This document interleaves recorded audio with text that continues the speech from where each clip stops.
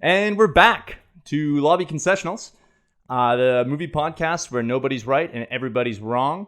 I'm Parker, and that's Brendan. Thanks for joining us. If you guys are liking what we're putting out, please feel free to like and subscribe. Follow us along. We're putting out more stuff twice a week, assuming we don't totally burn out. Not that that's impossible. Today, we want to talk about some trailers. Brendan, what are your opinions on trailers? You like trailers? That's a broad opening. I do. I quite enjoy trailers. I try not to miss them in the theater. That's my favorite part of the movie sometimes, especially when That's unfortunate. Yeah, it depends on the movie, right? But I love them to death. Okay. Absolutely. I am probably in the same boat. Yeah. I love the hell out of trailers. My buddy actually makes fun of me because he says my YouTube algorithm is scuffed because it's just movie trailers. So maybe Google sometime you can hook me up with a YouTube algorithm that has nothing to do with my viewing habits, and that would be great.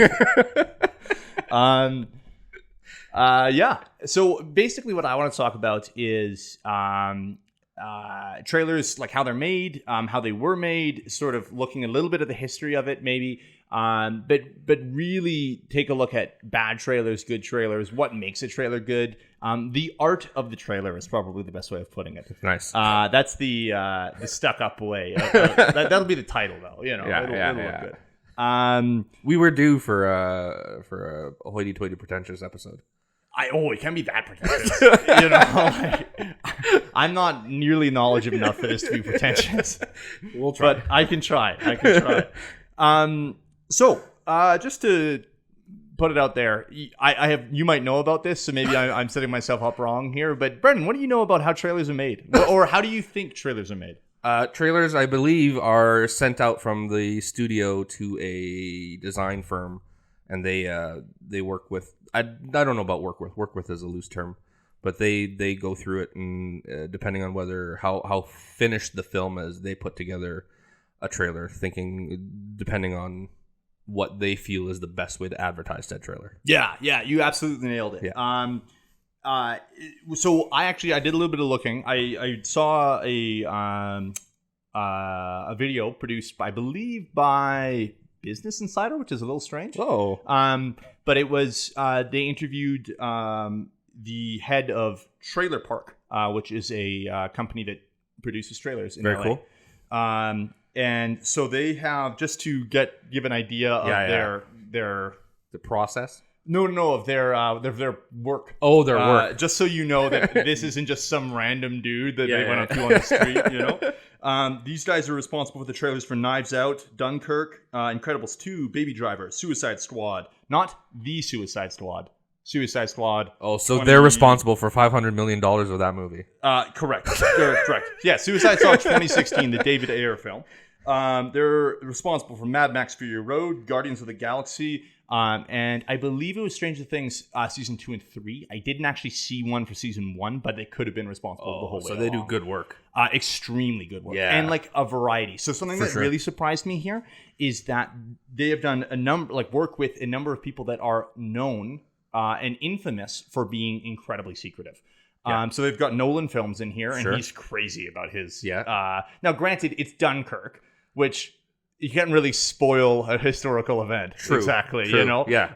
But still, he is usually crazy secretive of how this stuff works. And then we've got Marvel stuff. So that he did the first Guardians of the Galaxy. They did 1 and 2. 1 and 2, yeah. But they also have done more recent stuff like Eternals.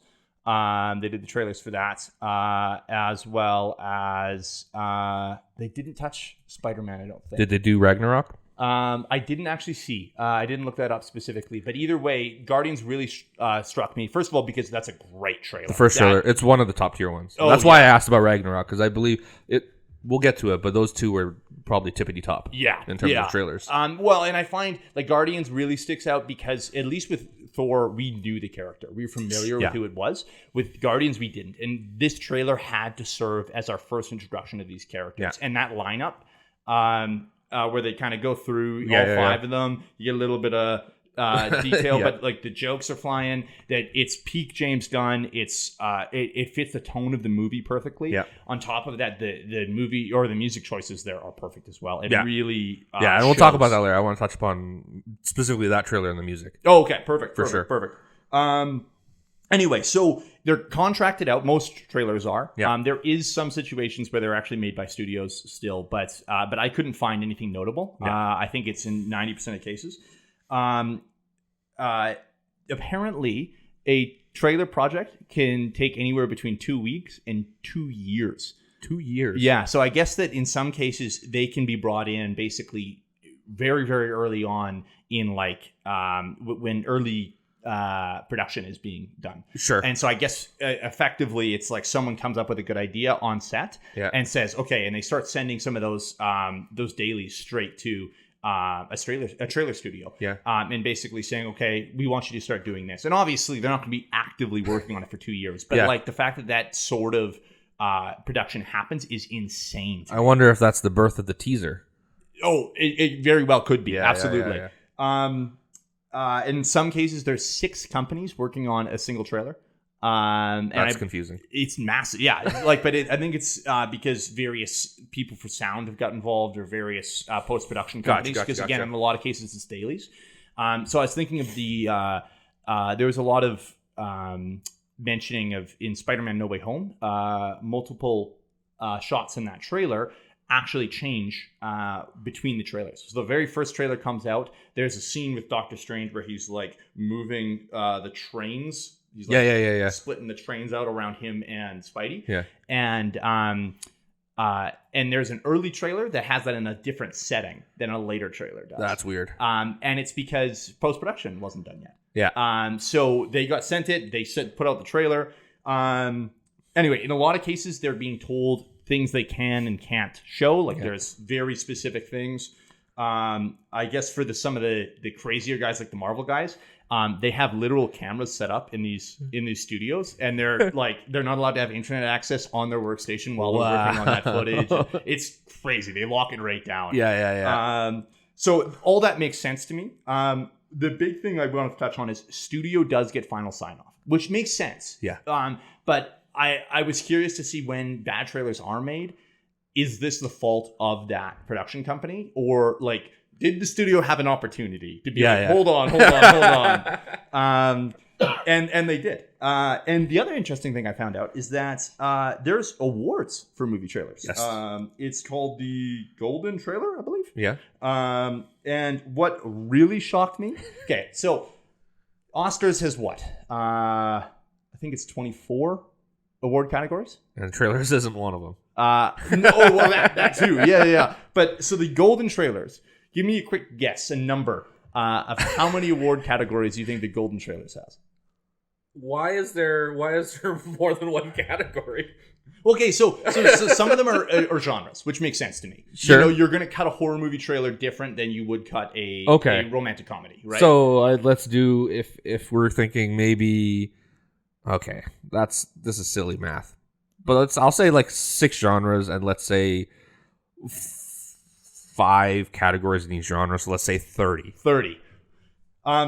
They have over 120 award categories for the Golden Trailers, which is the peak. You know, like I'm sure there's awards for movies that have a lot of categories. You know, it goes on and on and on and on and on, but not like the tippity top. You know, the Oscars are like, we're going to keep it at like 25. You know, 120. So for such categories as summer blockbuster, video game, various genres, so like romantic comedy and like normal comedy and action and like I don't think superheroes in there, but I think they have fantasy, they have horror.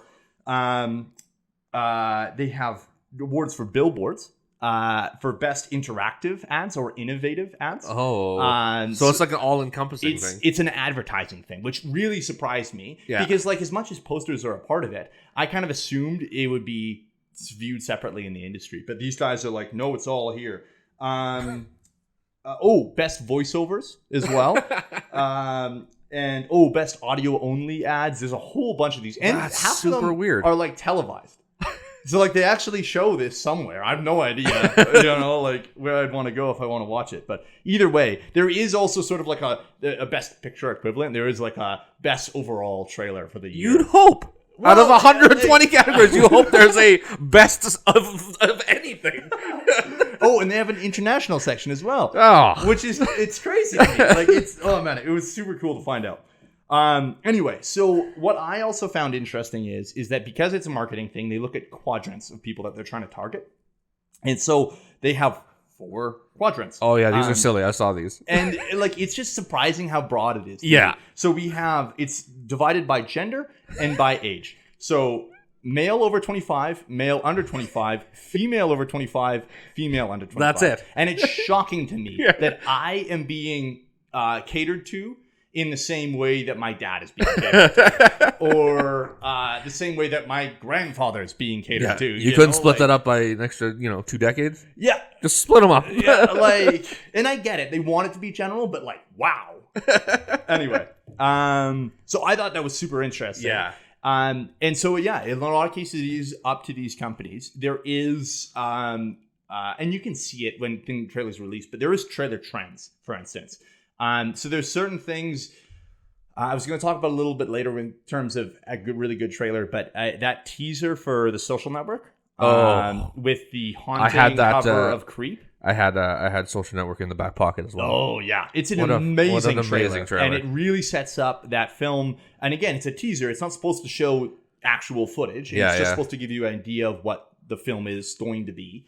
But it is haunting, and that sticks with you. But because of that trailer, there was 3 or 4 years after that where we had these shitty operatic covers of pop songs that were way slowed down and haunting and used in trailers constantly, which was a nightmare. So thank you, trailer companies, for that. Anyway, that's kind of a quick overview of concepts. Probably not that quick. I think I talked for a while. No, that's cool. I like it. I like learning. So what I was also curious in is that, I looked back at some older trailers. And so you had actually mentioned this to me. Raiders of the Lost Ark, the original trailer, Raiders came out in 1980? 81 maybe? Yeah. Somewhere in there. Anyway, so not that long ago. I would have expected that not much have changed. Wow. A lot has changed. For sure. Just for those who don't know, you should probably pause this video or pause this podcast and go and check it out right now, because it's kind of shocking just how bad a job they do promoting an incredible film. I think the biggest thing to me is they spend, I think it's a 2.5 minute or so trailer, and they spend a solid minute, probably a minute and a half, discussing what the Ark is. Which is amazing when you look at Marvel movies that use a MacGuffin and random shit in every single movie, and they don't bother explaining it at all, even in the movie. They're like, Infinity Stones, deal with it. And that's it. That's all it's what can it do? Fucking whatever we want, I guess. They clearly make it up as they go along, and they get away with it. It's almost entertaining how upset you are by it. It's amazing. Again, how could a movie be that successful given the fact that the advertising was that bad? Yeah, I mean, we were talking about the evolution of it at all. And I if you want to take Raiders, I think we have to kind of go back and do Jaws. Okay. Which is considered the first blockbuster. Sure. Okay. Right. And so I think I had read, or I did a little digging, and the Jaws campaign, the advertising campaign, had never been done before. So number one, the theater rollout for it was massive. Oh, okay. It was the first ever massive rollout, which means of a film? Of a film. So usually it'd be a slow rollout, and they were explaining it as the big cities would get it first, and then as the weeks went along, the smaller cities would trickle out, and you would get those movies. Oh, weird. Jaws was the first time where it opened up everywhere at once. Oh, okay. Which is the most screens possible. So they had their trailer play on TV.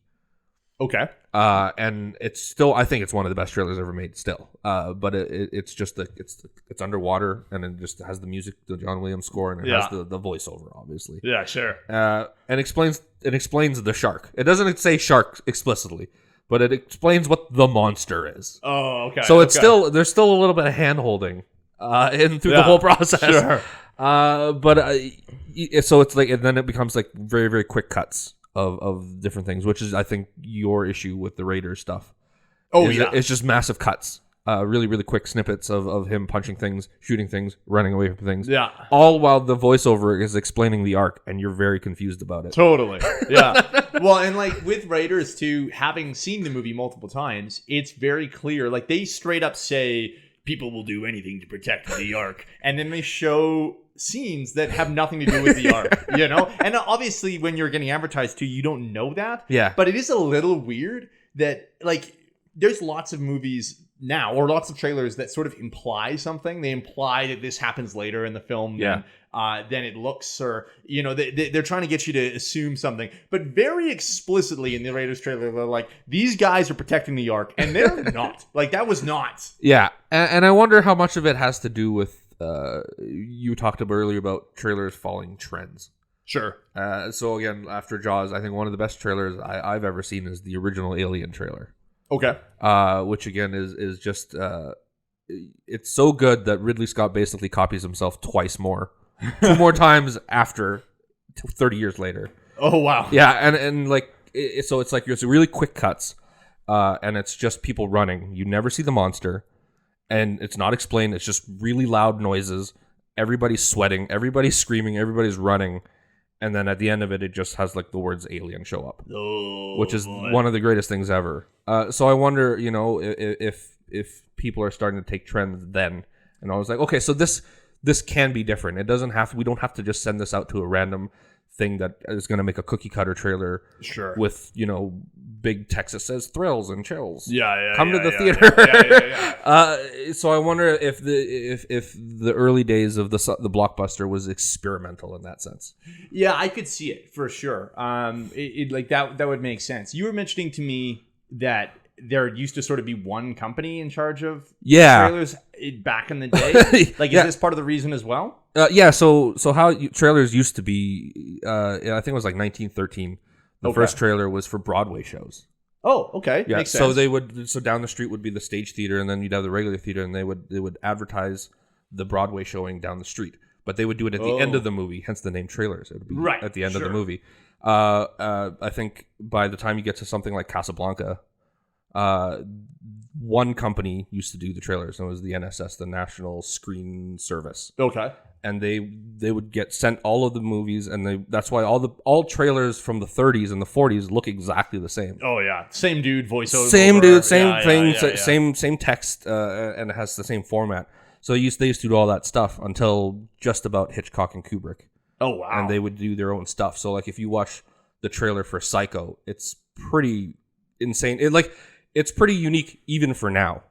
And it's him standing in an empty parking lot of the hotel explaining what the hotel is. Then he walks across the screen, and then the house is there. And he's explaining the house, and he's not giving anything away because much like Nolan, Hitchcock was completely super secretive about his movies. Sure. So he'd explain, then he walked you through the house and all the murders in the house. And that was the trailer. What? for Psycho. And so it didn't show the actors. It just showed Hitchcock. It was just him walking through the hotel and the house. Oh, wow. Yeah, and it's awesome. And then Kubrick comes out, and he comes out with Dr. Strangelove. And if you've never seen the Dr. Strangelove trailer, it's insane. I have not. It's just flashing lights of things yelling at you, and it's just words. That doesn't sound like a good campaign at all. You know, like, and it's funny because it's Kubrick, but it almost feels like the scene of like in Clockwork Orange where they're sat down with the eyes pried open, and things are just shooting into your face. It's that. Oh wow! And that's the trailer. But I believe, but I think that by then, I don't know. Like we had a discussion before this about, you know, which directors cut their own trailers. The answer is none. Now that we've kind of done a little bit of research, but Kubrick and Hitchcock were guys that did. Wow. Yeah. So yeah, the evolution of the NSS, and then I think the NSS basically does trailers till the 80s. But I believe the stuff with Jaws and the advent of the blockbuster really changes the evolution of the trailer. Right. Yeah, that makes sense to me. And I'm sure in the case of Jaws, the NSS, I assume, wouldn't have had as much total control anymore. Sure. You know, like the director or a creative was able to come in and say, no, I want to do it this way. Yeah. Which is super cool. So the other thing I kind of learned, or I based on what I looked at, people didn't really care about trailers. No. I think that's part of the thing too, is that trailers have become a big deal. And so I think part of the reason older trailers used to suck, or they used to be a little more confusing, is that no one cared. Really at the end of the day, it was something that you did in order to get the name of the movie out there. But it was like just a box to check. It wasn't really like we have to invest time and money and effort into this. Yeah. When I was younger, I felt like the trailers were an extra 15-minute cushion to get to your seat. Yeah. Oh, totally. Speaking of, actually, do you remember, do you have a trailer memory from you as a kid? Like, is there something that really stuck out to you that it excited you?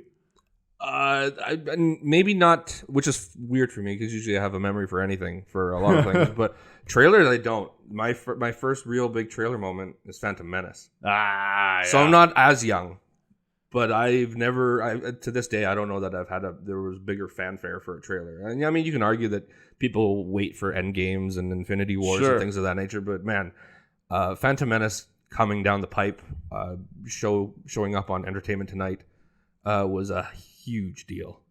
A massive deal. So they showed it for the first time on Entertainment Tonight. Yeah, not even in theaters. So like it was like a Monday or Tuesday night or something like that, and it was like the world premiere of a trailer, which again, I don't think had ever happened before. Oh, I can't imagine it would have, yeah. And they played it like 3 times back to back. They're just like, all right, here it is again. We're just gonna eat up 10 minutes of segment. And so like from a commercial break, then it was like, here's the debut of Phantom Menace. Yeah. And then they play it 3 times, and I was like, I guess we're going to commercial now. So wow. I remember, running home that day, popping in a tape, setting up the VCR, and then watching it the 3 times, and then probably watching it like 100 more times. You recorded it immediately. Yeah. And wow. and again, whatever you want to say about that movie, and I watched it again, getting ready for this episode, and we talked about franchise burnout at one point. Sure, yeah. Star Wars. That trailer gave me goosebumps still. Yeah. Still. And like the music goes and stuff like that, and I was like, is it Duel of the Fates? They got Duel of the Fates in there, or not really. Oh, wow. Not really, but like Phantom Menace again. I mean, I love that original trilogy. It is the best of the Star Wars stuff. Sure, don't absolutely. Get me wrong. And again, say what you want about the prequels, but I have so much nostalgia wrapped up in Phantom Menace specifically, in terms of what happens, the merch, the tickets, the lining up for seats, the trailer. Yeah. So a lot of my Star Wars stuff is wrapped up in Phantom Menace. So watching that trailer again, I was like, oh shit, I do love Star Wars. Yeah. I absolutely love Star Wars. Yeah. And maybe that's a sign of a good trailer. Yeah. Oh, totally. I'll be honest. I definitely asked that question just because I wanted to tell you my story, but I'm glad we got to hear the.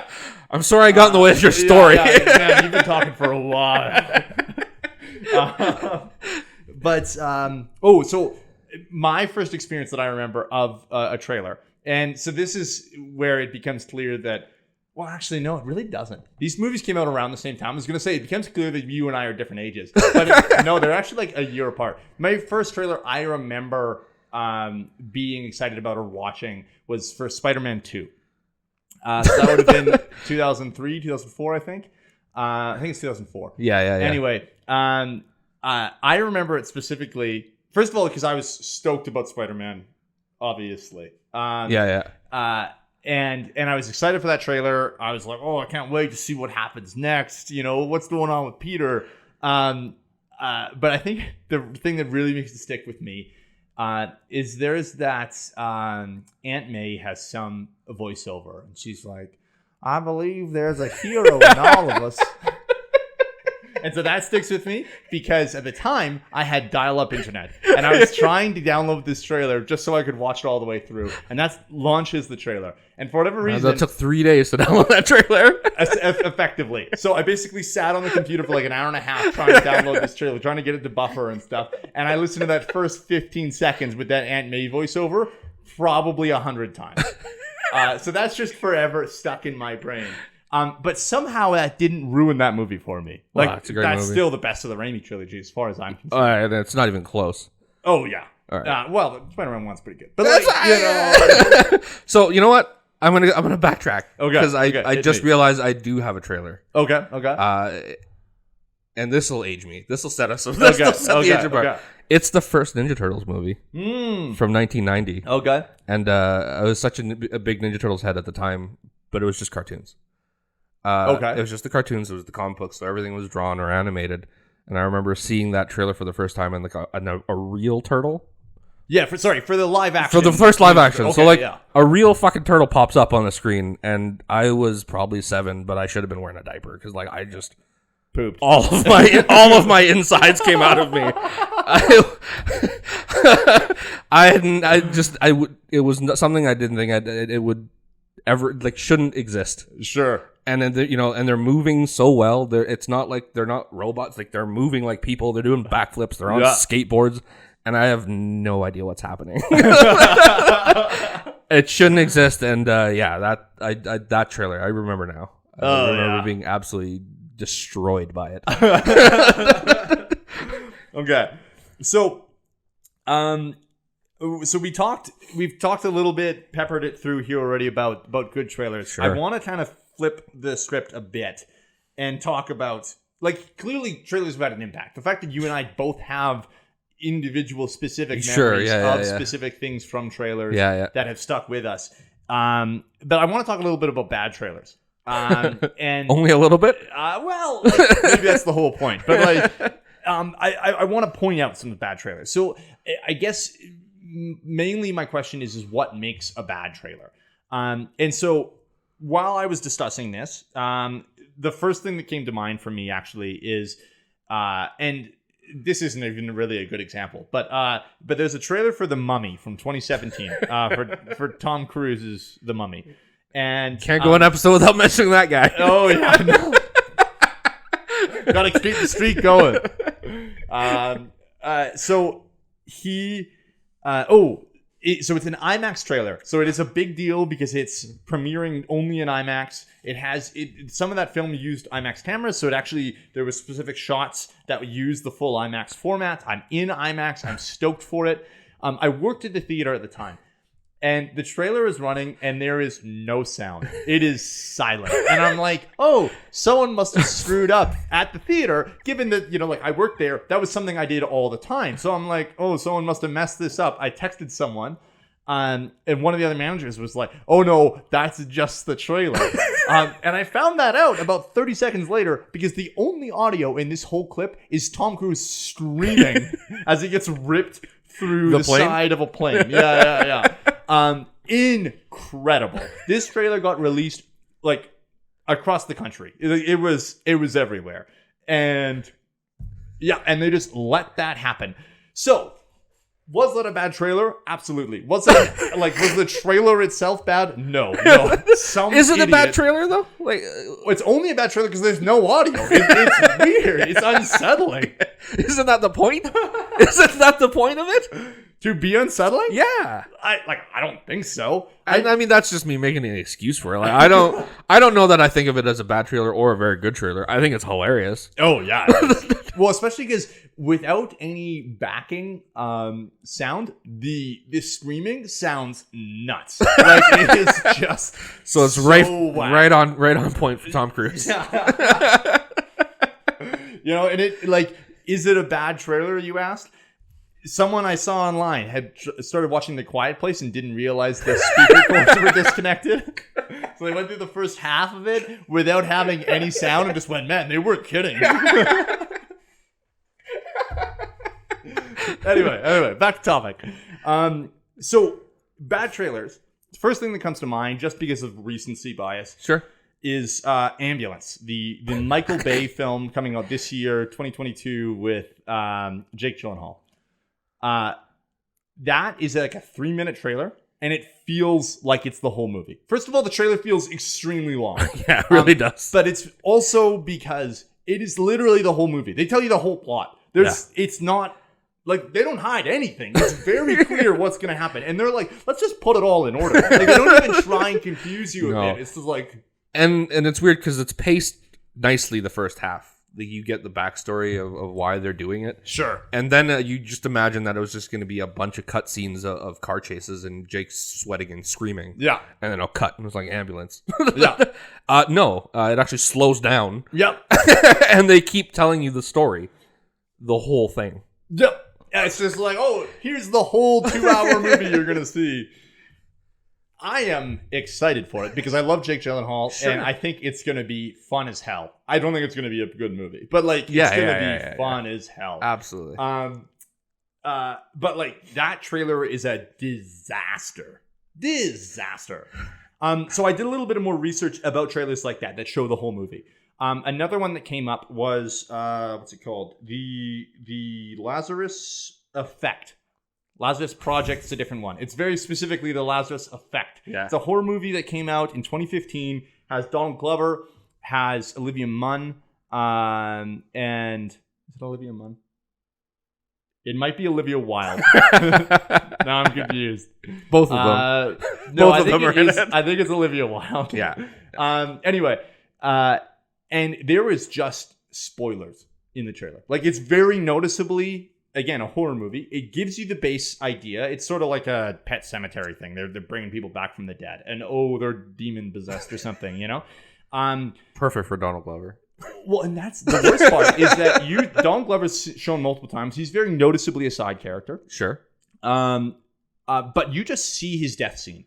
Like, you just see him die in the trailer. And I'm like, oh, okay, well, if I was going to see this movie for Donald Glover, I will no longer see it. And it's not even like it's an implied thing. Yeah. The demon thing throws him into a cabinet and then crushes the cabinet. And you see the blood come out. So I'm like, oh, he's dead. Okay.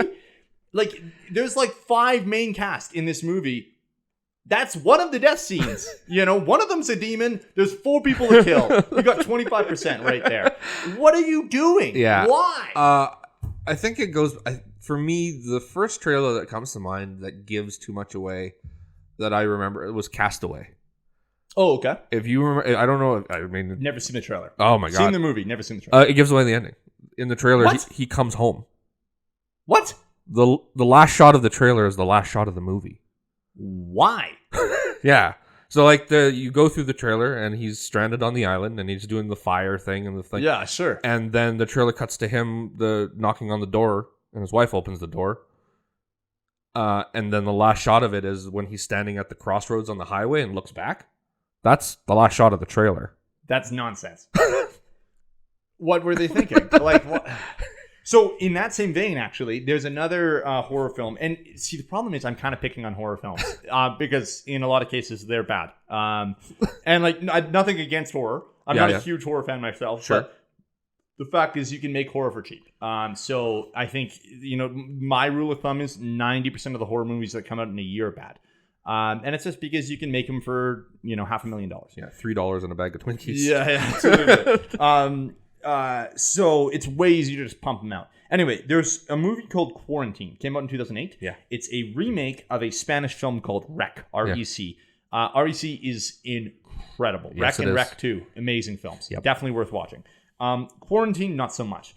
Part of the reason Quarantine is not as good a film is the whole marketing campaign, the poster, the end of all of the trailers, that's pretty much it. Billboards, I guess, but that's effectively just a large poster. Shows the last scene of the film. And it's where the protagonist is crawling towards the camera. It's a found footage thing, right? The camera's fallen on the floor. She's crawling towards the camera, like panting and crying and freaking out. And then she gets dragged back into the dark. Yeah. And that's the very last scene of the film. It was the original last scene of the film Wreck as well. Yeah. Oopsie, spoilers. But the problem is with a horror movie, you're supposed to be tense and you're supposed to have the adrenaline pumping. This is the climax of the film. It's as tense as you're getting it. Yeah. And then you hit the point that you've seen 100 times in the trailer, you saw in the poster, and then your tension deflates. Now, usually that's fine because there's more to pump it up there. But then the credits hit. But yeah, you see the 2-second scene and then credits, and you're like. So does that make it is that retroactively a bad trailer? Why is it retroactively? Because you don't really know that until... Oh, right? Correct. Like, you saw a trailer and like, hey, man, that looks like a pretty good movie. So now you're in the theater. And then the credits hit and you're like, oh, that trailer lied to me. Yeah. Or like didn't lie. Gave me way too much. Told me the truth way too accurately. Yeah. And that's a great point, actually. So I guess from the point of view of a trailer trying to get you in a seat, they did that. Sure. You know, like not me specifically, but like they got someone in a seat. Yeah. But I when I say a bad trailer, I guess what I mean is I want a trailer to entice me, to tell me about the film, but don't tell me too much. Keep me still guessing, keep me interested, keep me going. And quarantine ruins that. It ruins the film effectively. Yeah. What do you just to kind of stay on the horror thing, because I had a good trailer. What I thought was a good trailer for a horror film. What are your thoughts on Blair Witch? I wasn't old enough at the time for it to be a thing for me. I think the legacy of Blair Witch is unfortunate because it has given us found footage, and unfortunately, I think same with horror, which I guess most found footage is, but like 90% of found footage films are bad. And again, it's because they're easy to make. There is definitely good found footage. But anyway, I when I finally did watch that movie years later, I was piss scared. Because I'm a huge baby. And then the end of the film hits, and there's definitely a little bit of a feeling of anticlimax. Like you definitely hit the credits, and you're like, "Oh, okay." Yeah. But did the film do what it wants? Yeah, I think so. Yeah. Like I would say ultimately it's a good film, even if it's just because of the legacy. So Blair Witch is tricky. Number one, I love the film, and I was the same as you. I was scared out of my mind. Yeah. But I had fallen for the entire advertising campaign. Oh, like this actually happened? This is a documentary thing? Oh, yeah. I was 14 or 15. Okay. And I had watched the documentary, and that was terrifying. The documentary is terrifying. Sorry, there is actually a documentary? Yeah, so they released like a 1 hour thing before the movie that showed you the history of the Blair Witch. Oh, yeah. And again, it's played off like it's a real thing. So it shows you what she does with children, all that stuff. So the... spoiler for a 20-year-old movie. Yeah. The end scene when he's standing in the corner. Yeah. They explain that in the documentary. Oh, see, I didn't... Well, maybe I would like the Blair Witch a hell of a lot more if I had seen the documentary. And the thing is, a lot of people, like, obviously the people who fell for all of that stuff, not even fall, but if you were immersed into it, sure, all that stuff made sense. Yeah. But the trailer for me is terrifying. Like, it is a slow build to it, but a lot of the scary stuff is the last 30 minutes of the film. Sure. Absolutely. It doesn't give away the ending or anything like that, but it is. I had a lot of friends that went with me, and they were disappointed in the movie. Yeah. Because the first half was really boring. I'm like, yeah, I don't know about that. I think there's stuff there. It builds. It's a slow build, and it gets terrifying very, very quickly. But I have a problem trying to decide if I like the trailer, because I think it's a good trailer, or if it's my experience with the whole thing as a whole. Yeah, and I think that I think in some ways you sort of have to consider the whole marketing campaign. Yeah. If this is what we're talking about, you know, like it's worthwhile pointing out the fact that, like, you know, the trailer doesn't exist in a vacuum. It does. Yeah. You need those other things. It's hand in hand. Absolutely. Right. So I think it's incredible. And I think the fact that is still talked about, even, again, I haven't even seen any of this stuff. Yeah. Like, I don't think I saw any of the original trailers. I didn't see any of the viral marketing stuff. But it's still pointed to as marketing done extremely well. Sure. Yeah. Clearly it's good. Yeah. It's gotta be, you know, Yeah. so just while we're still on bad trailers though, while we're still on bad trailers, let's go back to the Phantom Menace really quick. And I also want to talk on Doctor Strange 2 Multiverse of Madness coming out this year. Gotcha. How do you feel about the double-bladed lightsaber reveal in the Phantom Menace trailer? I think the double-bladed lightsaber reveal is the root of the big moment reveal, or the ruining of big moment reveals in movies. Yeah, I think, and maybe somebody can correct us or come up with a better. But for wide release, for for a wide release trailer to pop that double-bladed saber. I think a lot of trailers moving forward kind of take that and need a big Gotcha. a big pop, a big gotcha. Yeah. And it's no longer about like, well, how can we creatively cut this trailer to get people in the seats? They're like, oh, the easy thing is just give them the coolest fucking thing in the movie right away. Yeah, and I think arguably I think it's a technique. It's not necessarily a bad thing. Sure. So I look at The Force Awakens, and they clearly did a bit of a throwback to that with the initial crossguard. Yeah. The crossguard. The initial Force Awakens trailer shows Kylo Ren with his crossguard saber. And I don't think that's the coolest part of that movie. It is cool, and it got people talking. Yeah. And I think that's what the point of it was. It's supposed to reveal something, say, hey, we're doing something a little bit different with Star Wars. I think one of the things the sequels did extremely well is visuals with lightsabers. I think sabers and saber battles look the best. Incredible. In the series in those. The fact that you can see the light on their faces Yeah. still, but they're very still noticeably holding something. Yeah. They did an amazing job. Either way, I think that did a great job of saying, hey, we're doing something cool. We're doing something new. Stay tuned, basically. And I don't think that ruined anything for me. That did a great job for a trailer. Yeah. However, I think the problem with the Phantom Menace stuff is that double-bladed reveal is a bit of a reveal. Like there's a moment for that in the. It's a great moment. In the film. Yeah. His like Maul walking out, lighting the one side and then the other, and there's like clear drama, and it's very like in universe. They already had double-bladed sabers. Yeah. So this wasn't a surprise for like the two Jedi. Yeah.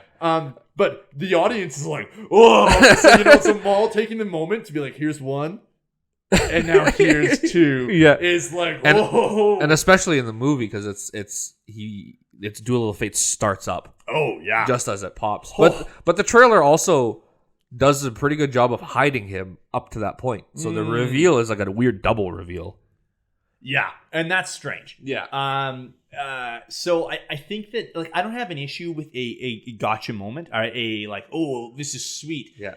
But the movie needs to be built on more than that. Oh, and there needs to be more mystery. And maybe that's, like The Force Awakens is a great example. J.J. Abrams is really, really good at making mysteries and then not solving them. But he's good at setting them up. So there's still lots of mystery in that movie and stuff to entice fans and stuff to talk about and stuff that keeps people interested. Yeah.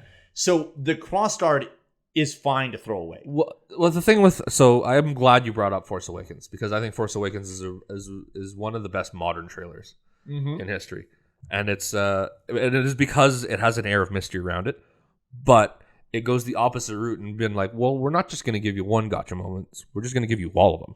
Because that's what this entire movie is predicated on. Sure. So here's Han, here's the Millennium Falcon, here's the crossguard saber, here's all of it. Here's a black stormtrooper. Here's a Whoa! Damn it! You ruined it. But it's all of that stuff. Then there's the voiceover. Yep. So the whole thing has gotcha moments to try to is to obviously get you. So it's a weird reverse psychology trailer. Yeah. And I think it's brilliantly done. Yeah, I agree. Yeah. I watched that trailer a million times, and I love it every time. Like I could watch it now, still got goosebumps. Absolutely. Yeah. So I'm curious about the Doctor Strange 2. Obviously, it hasn't come out. We haven't seen it, at least when this is filmed. I'm not sure when we're actually releasing it, but either way, what I find interesting is that Professor X, Patrick Stewart moment in the trailer. Sure. He has now confirmed it. Patrick Stewart spent like 2 weeks maybe saying, "Oh, I don't know what you're talking about." He's like, who's Doctor Strange? I'm so tired of these questions. Yeah, and it's then, me. And then he was eventually like, I think the line was, "I didn't recognize my own voice," which is hilarious. I love that guy. Either way, I get it. He's just like, I'm too old to be dealing with this. No way. I'm not taking, no one has asked me questions about my film or TV career in the past 10 years. Yeah. And I featured in this trailer for 2 seconds. And now you guys are and now you guys can't stop bother me. Anyway. Like, it's maybe my voice in my ear. Yeah. So does it ruin it? Again, we can't know for a fact until we've seen the movie. Sure. But like, I'm a little thrown and I'm a little concerned. Ultimately, I love MCU movies. I love Marvel movies. Sure. I'm going to watch the hell out of it and I'm going to be stoked. But like, do we need to know that now? Does, spoilers for Spider-Man No Way Home. Even though kind of the whole audience knew, the fact that they hid the reveal of the other two Spider-Men was important to me. I didn't want that confirmed until I saw it. Yeah. Again, even though I knew, even though everyone knew, it was in some ways it was kind of being winked at, but like people make fun of Andrew Garfield for all like his basically antics. lying I'm not for the a year, werewolf, how many times can I tell people? It's like, but I love that. Good. That's absolutely what he should be doing. Yeah. So does it ruin it a little bit that we know that there's going to be some element of the X-Men, or at least that's what they seem to be pushing towards? Well, that's tough. So, I mean, we're two very different people here, right? So, as a big MCU guy, does it ruin it for you? Because as a guy who's like indifferent to them or like enjoys them for what they are, Is that what does that mean? It sort of ruins it? No, it does. I don't know that it makes a difference to me. Oh, fair. I'm like, okay, that's kind of cool. We knew it was coming down the pipe at some point. Sure. Yep. Right. Absolutely. So, well, and I guess what will be the determining factor for me is how big a role he has in this. Sure. If basically we're going to get introduced to Patrick Stewart within the first 10 minutes or the first 30 minutes, and then he's in a lot of the movie, absolutely, you guys had to give this away already. Yeah. If it's a quick cameo, I think I'm a little more disappointed. I think I'd rather, the 2 minutes he's on screen have been saved a bit.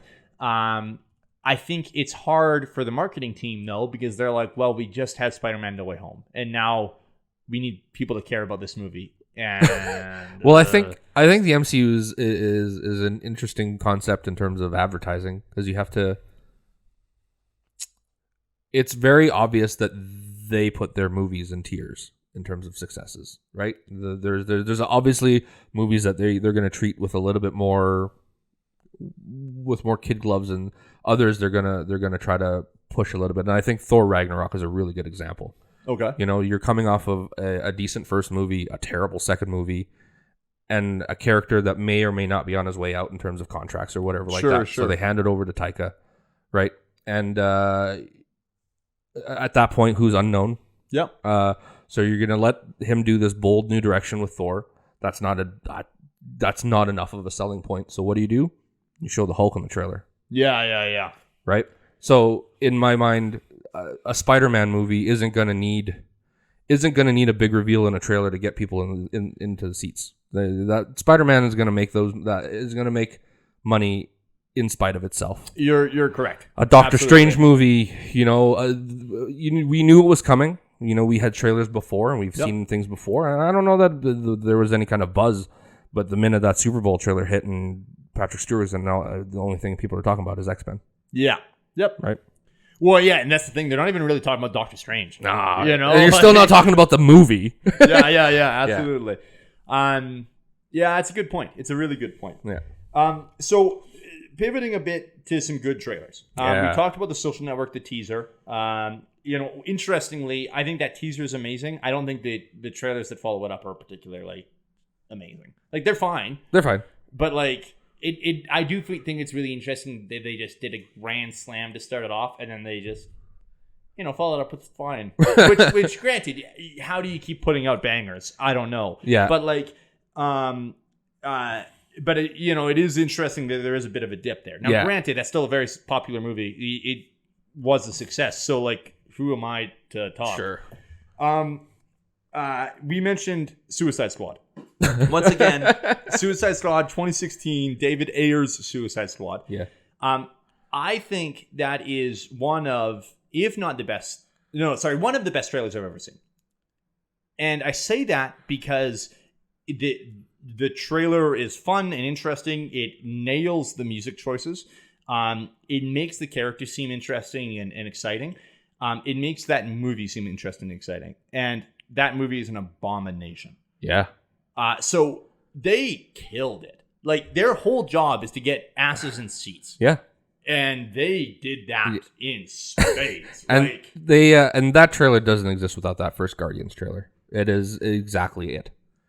You're correct. In terms of a team that nobody knows, nobody cares about, the music, the fun of it. Yep. But that trailer is an equivalent of your parents taking you to Disneyland and like sitting you on a bench and being like, by the way, we're getting divorced. Like, wow. That movie sucks. Like, I would argue it's the equivalent of your parents saying, we're going to Disneyland, and then they take you to Universal Studios. Oh. Just not as good. Or maybe going to Disneyland and just leaving you at the front gate. Yeah. Oh, boy. That's an inside joke. Let's be clear. One of us was left at the front gate, and one of us wasn't. So, son of a... That's obviously a great job by whatever firm they used, right? Trailer, what was that? It was Trailer Park. Trailer Park guys. Right? Yeah. So that's great. And again, I think that trailer, I mean, I had given up on the DCU by that point. Sure. That trailer got me into that theater. Yeah. And then I was angry. How'd it go? I was so angry. so. And you know what? It was one of those things where you knew 10 minutes into it and you're like, oh, I got fucking bamboozled. Yeah. Well, and so another one I think that, like, pivoting a bit is Baby Driver. I think does an amazing job as a trailer. That film, in case people don't know, is the moment the movie starts to the moment it ends, it is wall-to-wall music, and everything in that is choreographed to the music that's playing. The trailer nails that as well, and I think that's really, really important. For a movie that is so based around music, they need to nail the music choices and the timing of the trailer, and they do. And again, considering that, it's made by Trailer Park, made by a different studio, it doesn't have the same... they don't have the same vested interest, I guess, that Edgar Wright, the director of Baby Driver, does. You know, it's his work. But they still knocked it out of the park with that. Like, it looks amazing. It sounds amazing. It makes you want to sit down and watch that film. Like, that's what I want in a trailer every time. Yeah, absolutely. But it doesn't reveal. That's the thing, is that we know who he is. We know what he's doing. We know that it's a heist film, effectively, with a soundtrack timed up, and that's pretty much it. And so that's what I want to see. Yeah, you know? It's a vibe though too, right? Like, we talk about those kind of trailers. So Suicide Squad, Baby Driver, the first Guardians movie, and more recently Bullet Train.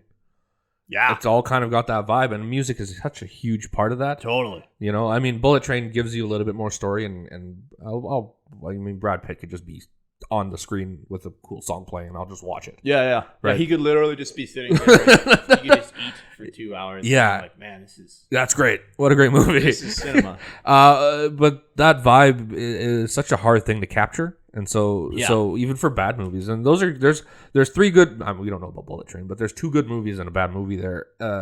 And the trailers all have a lot of similarities. Yeah, absolutely they do. Yeah. I think in terms of good trailers too, I watched the trailer for The Sixth Sense, the 1999 M. Night Shyamalan movie. Academy Award nominee Haley Joel Osment.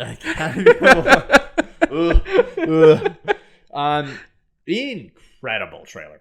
Great trailer. Yeah. The I See Dead People line is perfectly delivered. Yeah. It is like halfway through the trailer. There is build up to it. There is tension.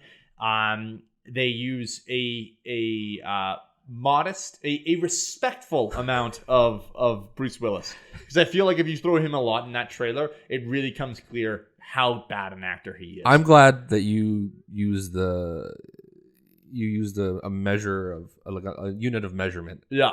For Bruce Willis, because I think people have thrown that out the window lately with Bruce Willis. So that trailer's incredible. Yeah. Does a really, really good job. The infamous twist is nowhere in sight. Like, if they ruin that twist in that trailer, no one's watching that movie. Yeah. You know? Amazing. So to pivot a bit, not quite. Actually, I wanted one more trailer I want to talk about was Inception. I was hoping you were talking. Yeah. I don't know. I don't know that you could talk about good modern trailers without talking about Inception. So I love Inception. It's one of my favorite movies of all time. How can you tell? Yeah. Anyway, so they do an amazing job of that trailer. I think the movie's amazing. There's a lot to work on. There is that trailer sets up mystery boxes. Like there's clearly stuff that we need to work through. It does give us an idea of what's going on still. Like we know about the dreams. We know about some vague idea of what Inception is, but I think what's really interesting about that trailer is the old foghorn. Yeah. Oh, yeah. Because first of all, there was multiple movies afterwards that use that in their story, which is very strange. I kind of credit Inception with basically rooting trailers for the next at least 6 to 8 years. 6 to 8.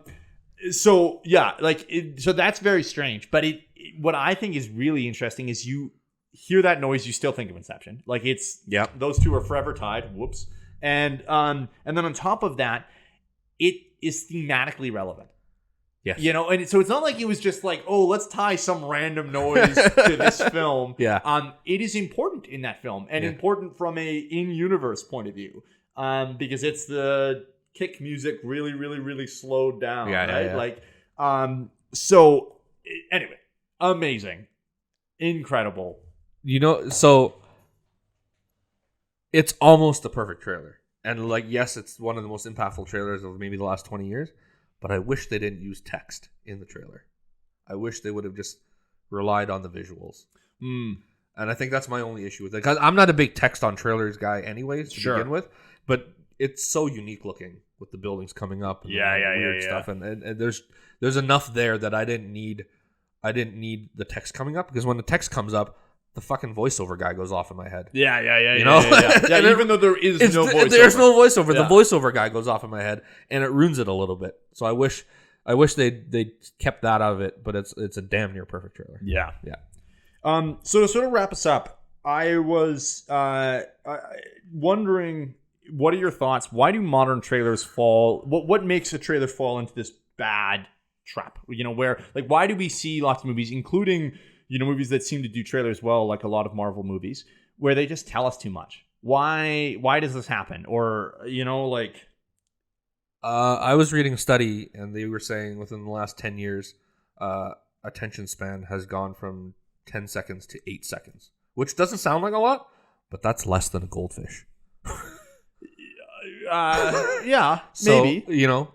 So to be able to capture your attention and to keep you talking about it has played such a huge part in how you tease a movie, right? Yeah. And honestly, I almost wonder if you give enough of a trailer away, you don't need to watch the movie and you can still talk about it. And maybe, and there's that social aspect about it, because you're talking about it you talk about that movie for 6 months, and then the movie comes out and you don't have to talk about it anymore, but you know enough about the movie to have a conversation. But which is silly to think about. Yeah, doesn't that do the opposite? The point of the trailer is to get people to watch the film. Sure, but if they're just talking about it. But in the day and age of streaming or whatever like that, is the theater that much of a priority anymore? Maybe not. And that's just speculation on my part, or what it could be. That's not at all.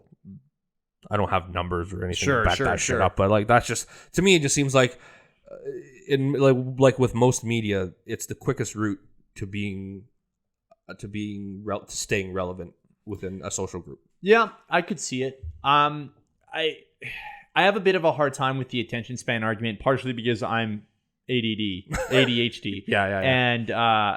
And so I'm like, okay, hey, back off. You don't know anything about my attention span. So I'm a little defensive. But I know enough about your attention span. For me, I think the biggest reason, or the main culprit, the reason I think we're in this position is because ultimately, in the end of the day, movies aren't marketed to you and me. Because at the end of the day, they can show Doctor Strange, and they can give us the Doctor Strange 2 trailer, and they can show Patrick Stewart, And I'm like, oh, God, why did you guys have to show me that? Man, I'm going to be so disappointed when I see it on opening night. Yeah. While another guy might have been like, well, I don't know if I'm going to see this movie. I don't really like Doctor Strange. They see Patrick Stewart and they're like, oh, I'm going to go see it. Like, but the thing is, my ticket's already guaranteed. So therefore, my opinion on trailers and marketing doesn't matter. It's not about me. It's about the guys that probably weren't going to see this anyway. Yeah, they might as well announce 100 movies in the future and let you pay up front. Exactly. Obviously I wouldn't pay up front. I'm not a chump. But I'll mark the day off on my calendar anyway.